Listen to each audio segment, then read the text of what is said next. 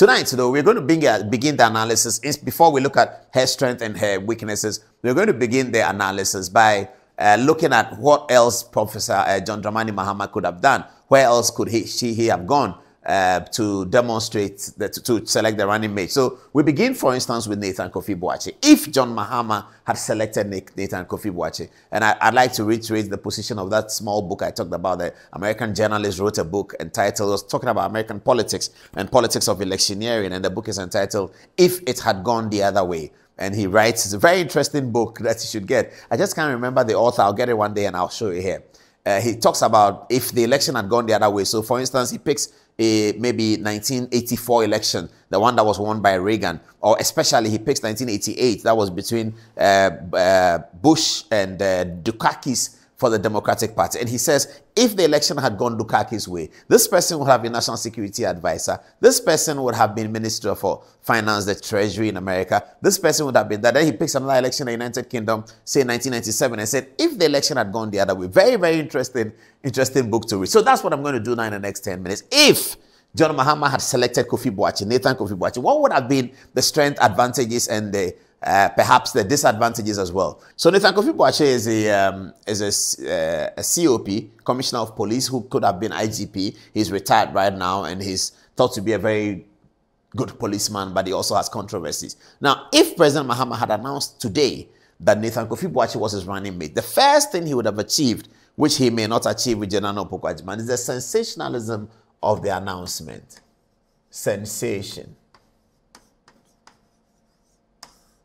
Kofi Boakye would have immediately brought some sensationalism to the presidential ticket of John Mahama, just for today, just by the announcement. Now he says Jenano Pokwajiman, and you can look at all media houses. It's not sensational. It's not turning anything as it did in 2020 because she was the first woman and people didn't know. This has widely been expected. So the question you ask yourself is, if you're a presidential candidate, particularly for the opposition party, every announcement that you make must carry a certain oomph, must carry a certain sensation, and must carry a certain aura.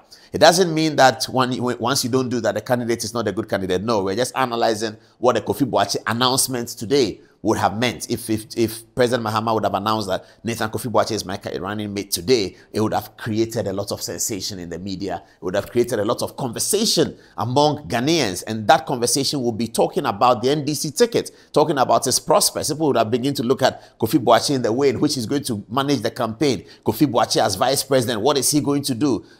People who like police will think something is going to happen. People who look at it differently, all sorts of angles. And then there will be a big tribal angle as well. Kofi Boakye is an integral part of the Ashanti Empire, if you like. And he has a very good relationship with the Asantehene, the overlord of Ashanti, because Kofi Boakye was also the regional commander of Ashanti region in 2016's elections. So if you name Kofi Boakye, these are the things that are going to occur. However, what are the disadvantages? Disadvantages, people are going to say that Kofi Boakye had difficulties with the police, with the drug issues in the 2008 Tagore, all of that. Those are things that his opponents will bring up. But in terms of the regional distribution, the regional demographics, the NPP are focusing on being able to secure their territory in Ashanti and probably increase it. You know that the NPP decreased its votes in Ashanti in the last election between 16 and 20. In 2020, in 16, the NPP was doing 76% of the total number of votes valid in Ashanti. They won 76% of it. In 2020, the NPP won 70%. So 6 percentage points lost. The NDC is hoping that they can eat further into that, into the Ashanti situation. For the NDC to do well nationally, looking at the numbers, they always need to win between 28 and 35% of votes in Ashanti. If they can do 35%, that's really significant.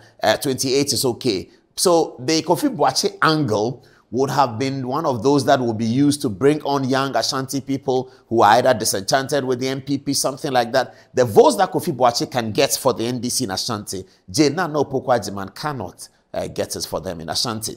The votes that Kofi Boakye, they are complete different contrasts. The votes that Kofi Boakye will get in Accra, among young people, especially young male people, and also to energize the campaign, get them to talk about the campaign. Kofi Boakye is going to be on radio and television speaking for John Mahama's ticket. That would have been huge, I have to say, in terms of media. I don't know whether that is going to convert to votes or not, but in terms of the media appearance and the media engagement and the media platforms that Kofi Boakye was going to appear on, that was going to be significant. Very, very significant. It was going to take the NDC campaign into another level, so long as media is concerned. As I keep saying, whether that will translate into votes in the ballot box, I don't know. But in terms of our analysis, this is what would have happened if Kofi Boakye was the candidate for the NDC. The other point that will downside for Kofi Boakye's candidature would be that he's not an old, real member of the NDC. He's not a party person as such. He's friends with John Mahama, that is true. He has friends both ways, but he's not been seen as a party person. And John Mahama is going to be, if he wins, he's going to be a one-term president. So immediately he selects a running mate. The thinking about, is he thinking about the inheritance? Is he thinking about the future? Would Kofi Boakye be able to hold the storm, hold the weather together 2 years into the government? If John Mahama were to be elected, he as vice president, then would he be able to hold it together when the party, the NDC party, will be looking for a new leader? Is he prepared to put himself in? Will other people in the NDC be happy that Kofi Boakye has come in straight to the top as vice president and now he's pushing to be the leader of a party that he didn't help build, to be leader of a party that he's not an integral part of, to be leader of the party that he hasn't, all of those arguments were going to go through President Mahama's mind if he was thinking about Kofi Boakye. But that's part of the downside. But the upside, this announcement of Nathan Kofi Boakye, if it had happened, would have created significant sensation. Let's go to the next candidate, Togbe Afede. Now, Togbe Afede was talked about at some point 2 weeks ago or so to be John Mahama's running mate. What would have been the advantages that Togbe Afede will bring? Let's look at the advantages before we look at the demerits. The advantages Togbe Afede will bring will be the economic conversation. You know, up till now, as Tony Edu of the NDC said, up till now, the NDC have not been able to really find a replacement or a match for Dr. Bawumia in terms of his articulation of economics. You can say that he's a liar, something, whatever. But in terms of Dr. Bawumia's presentation and his articulation of the economic situation, the economic policy, the economic algorithms of Ghana, how it works and what should be done and all of that, the NDC have not been able to find any person in their party that has that kind of understanding and be able to articulate it. They may have the understanding, but they surely have not been able to articulate it. Kesalato Forsen, minority leader, is supposed to have a PhD, but he certainly doesn't articulate like Dr. Bawumia does. Togbe Afede would have presented an answer to that because he certainly knows a lot about that situation. He's been on the board of Bank of Ghana, and he's been a private sector operator. He's been part of all the borrowing that Ministry of Finance has been doing. His company, SAS, has been part of those borrowings. So he understands, he has a bird's eye view of the situation. He would have been able to campaign on the economic situation and convince people that he knows what he's talking about, he knows what he's doing, and what the MPP is doing is wrong. He would have been able to say that. If Togbe Afede says that, people are perhaps going to believe it a little bit more than Jenan Opoku-Agyeman. What Togbe Afede will give you in an economic presentation, economic analysis, Jenan Opoku-Agyeman will never give you that. Togbe Afede's downside is that he probably may not have political footprints. You know, he's not a politician like that. He's a football politician in Hearts of Folk, yes, but in terms of political footprints across the country, he certainly doesn't have it. And then you're going to ask yourself, where is his constituency? Who people are going to vote for him? His main constituency, in terms of the elections that we've seen for a long time, is going to be the Volta region. Togbe is a proud son of the Volta region, and he's also the chief there. If he had been nominated, he would have had to abdicate. The Volta region is where you can determine that Togbe is going to have a World Bank. But the question will be, why must the NDC select somebody for votes in the Volta region? Don't they already have Volta region votes? Yes, they do.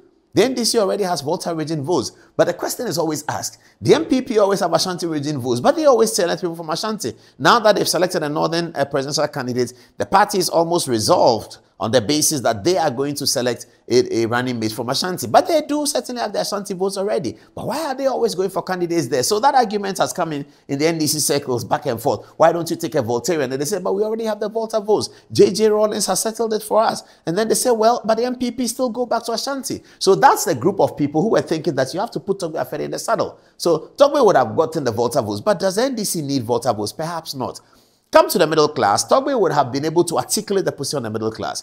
Would he have been preferred to Bawumia? I don't know. You have to look at the presentation of both. When I look at Dr. Bawumia's presentation and people who look at his presentation, you cannot but fall in love with him. You can decide what you want about what the NDC says about him. But if you listen to Dr. Bawumia doing a presentation, you cannot but fall in love with him. The guy is extremely articulate. He's very sensible. And he doesn't say, look at the campaign. Which loose talk can you present, Dr. Bawumia have said? Which one? You haven't heard. He started campaigning in 2008 and 2012. He's been speaking. You can't say that Dr. Bawumia says something that is loose talk for the many years of his political campaigning. So when Dr. Bawumia is articulating something, he's very convincing.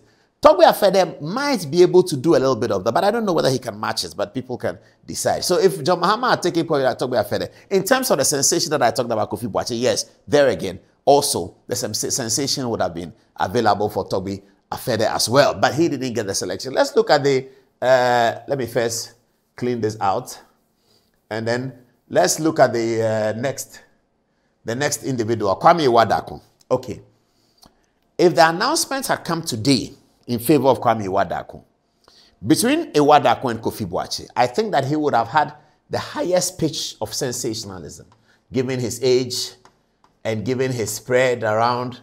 You know, the sensationalism, Awuah Darko would have had the highest pitch of it, and it would have gained the NDC campaign some percentage points. His age as well, his connection with the youth, the fact that he was a parliamentary candidate and was able to mobilize students at the University of Ghana, it was when he ran in parliament in 2012 or so that the NDC got the highest number of votes in the University of Ghana polling stations in Ayawaso, West Wogon. It demonstrates that Mr. Awuah Darko has a certain connection with the youth and he's able to mobilize it. And that would have set the campaign differently. If Awuah Darko had been made the running mate and he had decided that he's going into the universities in KNUST to organize a walk over there, that's his alma mater, by the way. He goes to Legon to organize a walk over there. That's where he campaigned to be parliamentary candidate. He goes to UDS. He's the kind of person that could have the magnetic attraction from students and young people to follow him and to work on the campaign. That's what Awuah Darko would have brought to John Mahama's ticket. I think it would have been a very sensational ticket. And in terms of youth mobilization effectiveness, Awuah Darko may have been able to achieve that in a much bigger way.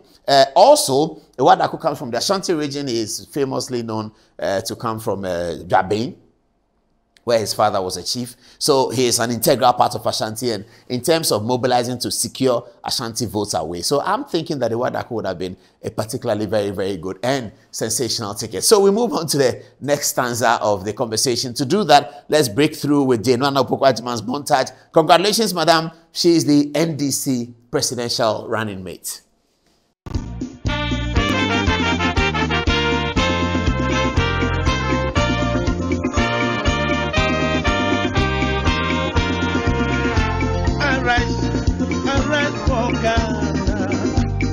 Salvation of the land, for weather and seek your future. People love and our God, from vision to vision, the NDC shall lead. Able Democrat, Ghana, our strength in unity, from vision